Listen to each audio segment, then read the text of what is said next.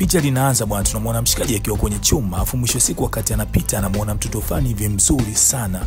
Mchizi akasema hili ni kama zali la mentali ambalo limeniangukia leo.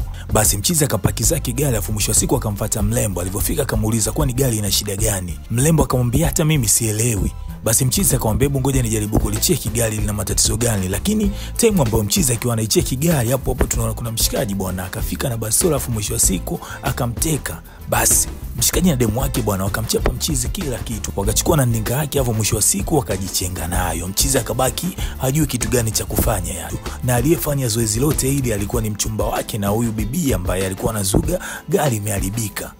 Cha kufanya bwana, hebu subscribe kwenye channel yangu ili mimi niendelee kukupatia mavitu kibao na makali kama haya. Ni mchizi wako man Parianda.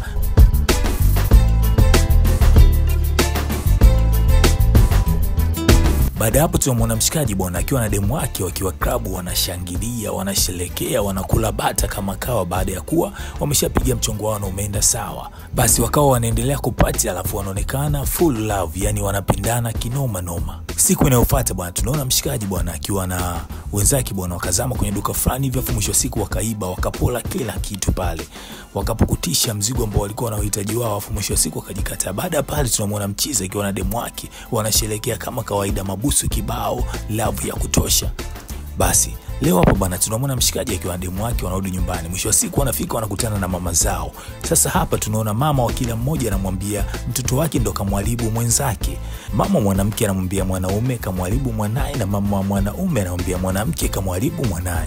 Hawa washikaji wanaitwa Ford na Bentley. Baada ya kuona vile bwana wao wakawaacha wao wakirumbana, alafu wao wakajichenga zao kwenda chumbani. Basi mama wakati wanaendelea kuzozana pale bwana tunaona mshikaji na demu wake wakazama zao chumbani, afu mahaba kama yote wakawa wako kwenye maandalizi ya kuanza kuruka debe. Lakini time ile pale wanataka kuanza tunaona mama zao wakawa wameingia chumbani. Basi mama wakashangaa kinoma, wakawa wanajiuliza kwani ni kitu gani ambacho kinaendelea kwa hao watoto wetu. Basi kila mmoja na mama yake akamchukua na kwenda kuzungumza na mama yake. Tunaona mama yake na Ford akawa anaongea naye. Basi mama yake Ford akawa anamlaumu kinoma noma ya kwamba mwanamke wake Bentu amemwaribu kinoma noma yeye, na akawa anamuuliza pia ni kwa nini ameacha siku hizi kwenda kufanya kazi kwenye kampuni ya baba yake. Mama akamsema kinoma noma, akatema chiche zote yani, akaongea vibaya. Lakini mwisho wa siku ni kwamba maisha kina Ford yanaonekana ni maisha fani bora kabisa, ila ni Ford tu mwenyewe na situation zake za kupenda wizi. Tunamuona mamake na Bentu na akiwa anamwambia mwanae kwamba analalamika yani toka ameingia kwenye mahusiano hayo amebadilika kabisa na kila kitu chake kimekuwa kibaya kinoma sana. Mama akawa analalamika sana. Basi mamake Bentu akawa anamwambia mwanangu, cha kufanya achana na wewe mwanaume, alafu rudi nyumbani kwa sababu nyumbani kwetu kila kitu kiko poa. Inaonekana hawa watoto wote ni wakishua, mwanamke wakishua na mwanaume pia ni wakishua. Baada ya mamake Ford kutema cheche na mamake Bentu naye kutema cheche, mwisho siku wakaona kama hawaeleweki, wakaamua kujichenga zao. Time ambao wanajichenga tuona washikaji wao wamechukuana kama kawaida, mahaba kama yote. Yani design wao washasahau kabisa ni kitu gani walikuwa wanaambiwa na mama zao. Wao ni mahaba tunakuendelea kujipa furaha, maisha yenyewe mafupi bwana. Sasa leo tunaona bwana kuna mdada mmoja hivi akiwa anaenda kwenye gari yake, lakini akaona kwamba kuna gari nyuma imembana. Mwisho siku ile mdada akaamua kwenda kugonga kwenye gari ambayo iko nyuma yake, lakini wakati anagonga anamkuta ni mshikaji Ford. Mshikaji akashuka. Mwisho siku Ford akamuona ni Jessica bwana, kumbe wanajuana watu hawa. Kitamu walikuwa marafiki. Kwa hiyo stories kanoga pale baada ya kusalimiana. Mwisho siku akawa anamuuliza mume wake anaendeleaje kwa sasa. Basi tunaona Jessica bwana akakwepa ile mada bwana, akamwambia kwamba cha kufanya naomba tu usogeze gari nyuma ili mimi nijikatae. Yani alipotezea fulani hivi. Tunaona Ford bwana akawa anaendelea kupagawa kuona leo imekuwaje, akamuona yule bibi Jessica. Basi tunaona Ford alivyorudi maskani bwana akamwambia mchumba wake kama kawa mahaba kama yote.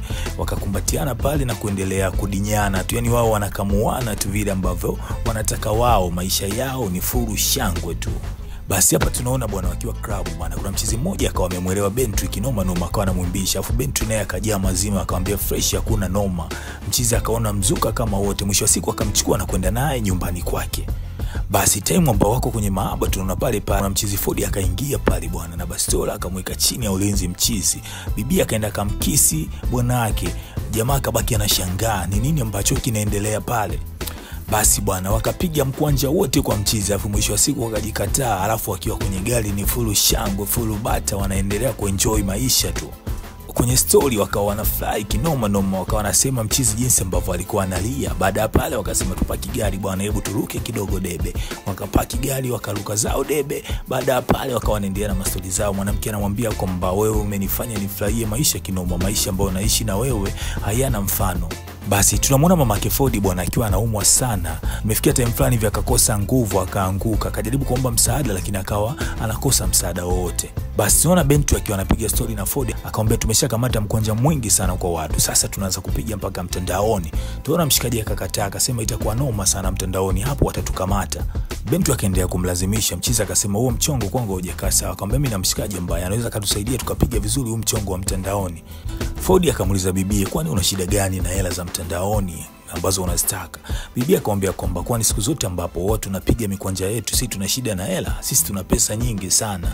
Tunaona bibi akawa anaendelea kumforce mshikaji mpaka mwisho wa siku mshikaji akakubali, afu tunaona wakapiana kisi moja hivi la hatari sana. Baada ya mchizi kukubali bana, tunaona Bentu akafurahi kinoma noma. Mchizi yeye anampenda mchumba wake, so mambo mengine anafanya ili amfurahishe mchumba wake. Basi pale tunaona mchizi akawa amepigiwa simu, alafu akaambiwa kwamba mamake anaumwa vibaya. Pale mchizi akachomoka zake na kuelekea kule maskani kwao. Alipofika akamuuliza mamake anaumwa nini. Ford wakati anaulizia mamake alipatwa nini, anaambiwa mamake alipatwa na asthma. Tunaona Ford akashangaa kumuona Jessica pale, akamuuliza imekuwaje? Jessica akamwambia mbona mimi naishi hapa. Basi mchizi akamuuliza kama unaishi hapa mbona siku zote hujawahi kuniambia? Tunaona Jessica akamwambia kwamba mama aliniambia kwamba niendelee kukaa hapa mpaka pale nitakapokuja kupata nyumba mwenyewe. Kwa hiyo bibi mkubwa design ndio alimwambia yule bibi aanze kukaa pale. Mama akamwambia kwamba Jessica ni daktari wangu pia. Tunaona mchizi akamuuliza je, mama yangu atapona na kuwa sawa? Jessica akamwambia mama atakuwa sawa fresh kabisa. Mchizi akaamua kujichenga zake. Basi pale Ford wakati anajichenga tunaona Jessica akamfuata. Ford akalalamika kinoma kwa nini yeye na familia yake waliondoka alafu mwisho wa siku hata wakumuaga. Basi Jessica akawa anajitetea kwamba hata wazazi wake na familia yake walimwambia kwamba wasiagi kwa sababu Ford angekomalia aendelee kubaki pale. Basi Ford akasema fresh, akamuuliza je, hapa Nigeria umekuja kufanya kitu gani? Jessica akamwambia kwamba nimekuja kusimamia baadhi ya hospitali za baba yangu. Basi Ford akamwambia kwamba lakini kumbuka wewe ndio ulikuwa rafiki yangu kinoma noma, na wewe kama rafiki yangu ulinitoroka bila hata kuniaga. Tunaona Jessica akamwomba msamaha alafu mwisho wa siku mchizi akamsamehe. Basi tunamwona Ford akiwa bwana na Bentu maskani. Bentu akawa anamwambia kwamba ameshaongea na yule mshikaji ambaye watapiga nao huo mchongo na kila kitu kiko sawa na anakuja mwezi huu na watakuwa na chili naye pale maskani. Tunaona mchizi Ford akamwambia fresh hamna noma. Basi hapo Ford akatoa mchongo mwingine, akamwambia kuna duka moja la kitajiri ambalo linauza perfume, inabidi twende tukachukue mkwanja pale. Ford akamwambia hapana, lakini mwisho wa siku tunaona Bentu akamkomalia mchizi mpaka mchizi akaukubali tena ule mchongo. Mahaba yamemzidia mchizi uwezo, kwa hiyo chochote ambacho bibi anakuwa anamwambia mchizi anamwambia fresh. Basi tunaona Ford bwana akiwa ameenda kumwangalia mama yake, akakuta akiwa yuko vizuri anapiga story na Jessica. Mama anamkubali kinoma noma Jessica. Time ya kuondoka tunaona mchizi Ford akamuita Jessica alafu akawa anaongea naye. Basi Jessica akamuuliza mchizi Ford, kwani unafanya kazi gani? Tunaona Ford anamwambia kwamba mimi sifanyi kazi yoyote, mimi nipo tu. Yani kifupi ni kwamba mchizi na demu wake hawapigi misho yoyote, wao wanapenda tu life ya nini ya kurabata kama vile ambavyo wanafanya. Jessica akamwambia lakini time ambazo ulikuwa mdogo ulikuwa unatamani sana kupiga misho kwenye kampuni ya mshua wako, kwa nini umeamua kugailisha? Tunaona Ford akamwambia ni issue za zamani, lakini kwa sasa nina mipango mingine kabisa tofauti na ile mipango ya zamani. Tunaona Jessica akamwambia kwamba nachoamini wewe bado ni mtu poa sana na unaipenda sana familia yako na kuijali. Natamani kuendelea kukuona ukiwa hivyo. Lakini tunajua misha ambazo mchizi anazipiga hivyo, maneno yakawa yamemuumiza fulani hivi. Basi time ambayo mchizi Ford amerudi maskani kama kawaida akiwa na enjoy zake na mchumba wake Bentu. Kama kawaida wao ni watu wa bata na kufurahi time zote yani. Mahaba yakawa kama yote, lakini time ile pale tuna mshikaji akawa anakumbuka maneno fulani ambayo Jessica alimwambia. Tunaona kama vibe la mshikaji likakata pale. Pale tuna Bentu akawa anamuuliza vipi baby una shida gani? Mchizi akamwambia niko sawa tu, ninachohitaji labda maji ya kunywa. Basi tunaona siku nyingine bwana Ford akiwa ameenda nyumbani kwao tena anakutana na Jessica. Jessica akawa anamuuliza mbona ni muda mrefu sana hujaja kumwangalia mama? Mchizi akamwambia kwamba nilikuwa busy sana ndio maana sijaja kumwangalia mama. Basi Jessica akamuuliza inakuwaje unakaa muda mrefu hivyo bila kuja kumwangalia bi mkubwa kama ni mgonjwa. Ford akamwambia kwamba nilijua yuko poa kwa sababu wewe mwenyewe uliniambia kwamba bi mkubwa atarudi na kukaa kwenye hali nzuri, hivyo sikuwa na wasiwasi naye. Basi Jessica akashangaa kinoma, akamwambia mbona umebadilika sana tofauti na Ford wa zamani ambaye nilikuwa namjua. Tunaona Ford akamwambia kwamba hii ni lifestyle ambayo mimi naishi na mchumba wangu anapenda sana ile lifestyle ambayo mimi nakuwa naishi naye. Basi tunaona Jessica akauliza, je, ni maisha gani ambayo mchumba wako huwa anayafurahia? Bwana mchizi Ford akaamua kumfungukia na kumwambia kila kitu. Bwana Jessica akashangaa kinoma baada ya kuisikiza ile story ya mchizi. Jessica akamuuliza, je, na wewe hayo maisha ndio unayapenda? Unatamani kuendelea kuishi hivyo? Mchizi akamwambia hapana. Mwanzoni nilikuwa naona fresh lakini kwa sasa sina mzuka nayo tena hayo maisha. Basi ona Jessica akamwambia nenda kamwambie Bentry kwamba hiyo situation sio nzuri na muache mara moja. Ford akamwambia nikimwambia naweza kumpoteza Bentry. Tunaona Jessica akamwambia kwamba ni bora kumpoteza Bentry kuliko kuendelea na lifestyle ya design hiyo. Jessica akaumia sana, akamwambia kwamba mimi nishawahi kumpoteza mama yangu kwenye hii dunia. Mwisho wa siku sitaki kuona nampoteza mtu mwingine yoyote hata kama ni rafiki yangu. Tafadhali naomba nisikupoteze na wewe. Kisha akamwambia Ford, ulishampoteza mshoa wako, kampoteza mdogo wako. Hii sio time ya kuendelea kupoteza watu. Tunaona design fani akili kaanza kumrudia mchizi. Mchizi akamwomba samahani sana kisha akampa pole kwa matatizo ambayo yalimkuta. Tunaona bwana mwisho wa siku Jessica akamwambia aache kabisa hizo misha na mchizi akasema sawa nitaacha. Sasa leo bwana mchizi amerudi zake maskani. Tunaona kama kawaida Bentry akiwa anakata mauno vibaya sana. Time ambayo Bentry anapali tunaona mshikaji akawa amechili anajifikiria tu, yani anafikiria ni jinsi gani ambavyo anaweza kumwambia Bentry ili aachane na misha ambazo wamekuwa wakiziishi. Basi tunaona leo mchizi akakaza kinoma mimi ni mwanaume na lazima nimwambie Bentry, lakini time ambayo anataka kwenda kumwambia Bentry alikuwa tayari na mada zingine. Mchizi akashindwa kuichomeka ile mada yake. Basi leo tunaona mchizi akiwa ameenda maskani kwao tena. Jessica akamuuliza vipi umeongea na Bentry? Mchizi akamwambia dani nimeshindwa kumwambia mpaka saa hizi. Tunaona Jessica akalalamika sana, kwa nini unashindwa kumwambia ukweli? Akamwambia tafadhali naomba nenda kamueleze Bentry kwamba hizi situation sizo. Mchizi akamwambia sawa. Basi tunaona bwana wakati Ford amefika maskani pale Bentry akamchomekea mada. Bwana nimeshafanya uchunguzi kuhusiana na ule mchakato wa lile duka. Kutakuwa na mlinzi mmoja tu hivyo tunaweza kwenda kuupiga huo mchongo tu. Bentry anajua uzoefu wa mchizi pale akamfuata akamlokia akaanza kumpa madenda. Mchizi pale akapagawa akili yake karudi kama zamani. Mchizi akakubali kwenda kulipiga lile dili. Basi baada ya ile situation kesho yake tunaona mchizi Ford akiwa ameenda kwa Jessica akamwambia bwana jana tulipiga misha hivi. Jessica akamaindi kinoma na akamwambia kwamba kama utaendelea na maisha design hiyo amini ya kwamba kifo chako kiko karibu sana. Basi mchizi amerudi zake maskani, anafika anakuta chumba kimepambwa na maua kibao. Pale Bentry akatokea akamwambia leo ni siku ya anniversary yetu. Akamwambia kwamba leo ni siku ya anniversary yetu na tunatimiza miaka 3. Basi tunaona mchizi akamwambia kwamba nataka kuongea na wewe mwanamke wangu, lakini Bentry akamwambia kwamba hapa ni show tu kwanza. Mwisho wa siku bwana tunaona akawa ameshapiga show moja ya kibabe sana alafu wametulia zao. Basi baada ya show bwana akamuuliza haya niambie baby ulikuwa unataka kuniambia kitu gani? Mchizi akamwambia ni maupuzi fulani hivi ambayo hayana msingi wowote. Akapotezea ile mada na akawa ameipiga chini.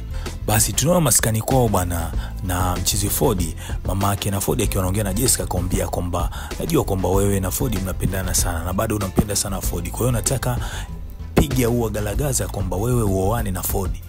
Jessica akamwambia kwamba hapana mama, kwa sababu sisi ni marafiki tu. Mama akamwambia marafiki ndio nawataka, kwa sababu nyinyi marafiki mkipendana inakuwa gababu kubwa. Tunaona mama bwana anatamani kweli Jessica ndio aolewe na mwanae, kwa sababu hatamani kabisa kumuona Bentry kwenye maisha yake. Lakini pale tumeona bi mkubwa bwana akiwa amepokea simu anaambiwa kwamba mwanae amekamatwa.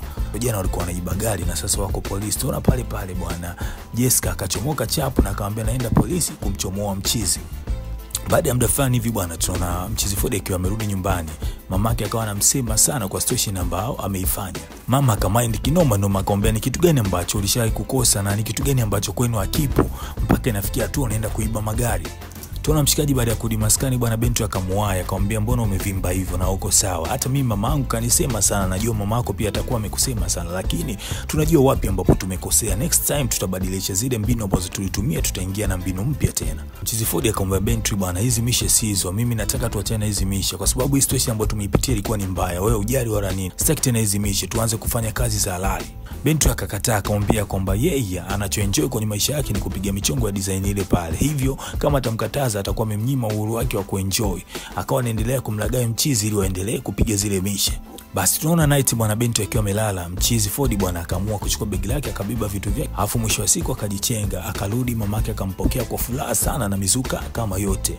Kisha mchizi akamwomba msamaha sana mama yake. Mama akamwambia, usijali mwanangu, nimefurahi sana kwa sababu tayari umerudi nyumbani. Basi tunaona bibi Bentry bwana wakati ameamka anakutana kiujumbe kiwa kimeandika I'm sorry. Akashtuka akatoka nje kwenda kumwangalia mwamba atakuwa wapi, lakini yeye amezunguka hajamuona mchizi. Anajaribu kumpigia simu, tayari mchizi amesha block simu zake zote. Basi tunaona Bentry akapagawa kinoma na akajua tayari ameshaachwa. Mamake akaja kwa ajili ya kumtuliza, lakini mwisho wa siku Bentry akawa anajua kabisa hawezi kumpata tena mchizi. Basi tunaona uzalendo kamshindwa Bentry bana, akaenda paka nyumbani kwao na kina Ford, akafika kapiga makelele kinoma. Tunaona bi mkubwa akawa ametoka, akawa anamuuliza kuna nini. Bentry akanambia tafadhali sana naomba mchizi wangu turudiane naye na mambo yetu yaende kama zamani. Mamake akawa anamtimua, anamwambia kwamba kitu kama hicho kiwezekani tena kwa mwanangu. Basi tunamuona Ford akiwa amekaa na mwanza sana mwanamke wake, lakini pale tunamuona Bentry akiwa na mamake akiwa anaendelea kujaribu kumweka sawa. Kesho yake bwana tunamuona mchizi Ford bwana akiwa amejiandaa tayari kwa ajili ya kuingia mzigoni kuanza kupiga misha. Mamake pamoja na Jessica wakafurahi kinoma kumuona mshikaji amekubali kuanza kufanya kazi tena. Basi tunaona bi mkubwa akaamua kumchukua mwana Bentry na kuondoka naye bwana pale maskani kwake ili akakae nyumbani kwake. Basi baada ya muda fulani tunamuona mchizi Ford bwana akiwa anamwaga mama yake pamoja na Jessica, anamwambia anaenda kidogo nje ya nchi kama Canada hivi kupumzika kidogo, lakini baadaye atarudi na atakaporudi atamuoa Jessica. Sasa tunaona bwana mchizi akachimba. Baada ya miaka kadhaa kupita, mchizi amerudi zake maskani Nigeria, pale anakutana na Bentry. Basi pale Bentry bwana akawa anamwambia mchizi pia amebadilika kinoma, zile biashara za zamani afanyi tena. Baada ya kuwa ameathirika sana, alienda rehabu na akapata tiba fulani ambazo zilimtoa kwenye ile hali. Kisha Bentry akamwambia kwamba na habari njema ni kwamba kwa sasa nimechumbiwa na mshikaji mwingine na muda si mrefu mchizi atanioa. Basi mshikaji akamwambia kila laheri na kutakia kwenye maisha yako.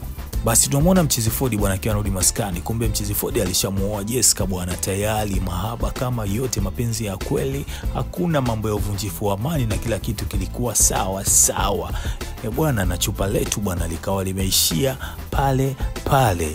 Unajua nini bwana, ni mchizi wako Mamenmen Palianda. Kikubwa ambacho mimi nakuomba siku zote ni kusubscribe kwenye hii channel, na ukisubscribe bwana mimi naendelea kukupatia madude mengine makali zaidi siku hadi siku zinavyozidi kwenda. Unajua nini, hii channel ndo habari ya town.